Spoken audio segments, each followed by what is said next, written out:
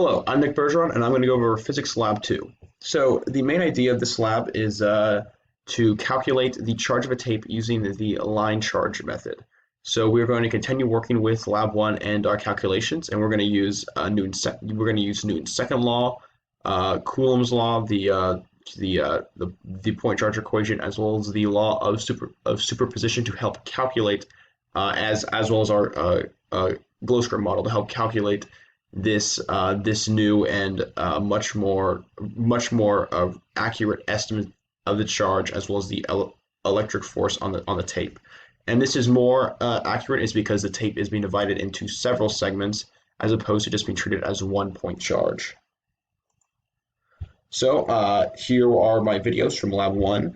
As you can see right here on this first video, once we strip electrons from the tape, it is then attracted to my hand, which is a neutral object, or sorry, is a positively charged object, and then two tapes of the same charge are repelled.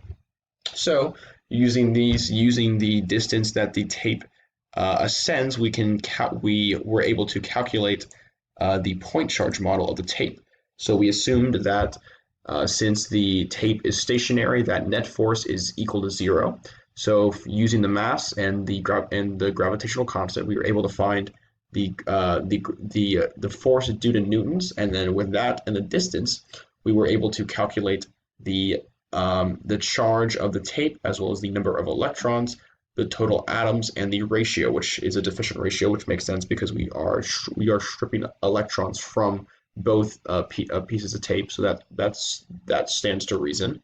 And then this right here is the magnitude of this is the estimated net charge on one piece of tape with the more accurate line charge representation. So what we do in the code, I can link it. It will be linked in the description of this video, but I can just give you the quick rundown of the code. In this code, we go through each point on the tape or each segment on the tape. I believe I split it up into around 100 segments, which is it's as if you split it into more segments, it's going to be a more accurate representation, just because there are almost infinite, or not infinite, but there are many atoms in a piece of tape, and as you get closer to that number, then your calculation is much closer. But for our purposes, 100 is fine. So in that code, it iterates through each segment of that tape, and it uses the net, or it takes the electric force to calculate the magnitude of the electric force.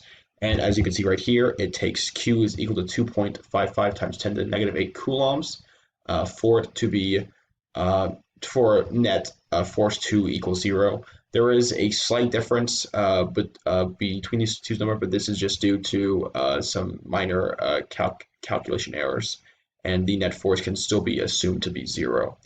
So the difference between the two calculations is around 42%, which makes sense because the line model is much more realistic. Tape is just not one big charge. That tape is spread out. And this difference would probably change more if I increase the amount of segments in the tape. But like I said, having just 100 segments is fine for this lab. For a different environment, such as maybe some more advanced research, you would want to have many more segments. But but for the context of this lab, having just 100 is fine. And there's also other reasons for the estimates to be that different. There could be there's a lot of room for error with this, especially with charge, just because humidity and air resistance both can skew your calculations. And I doubt that there's that much air resistance at play here.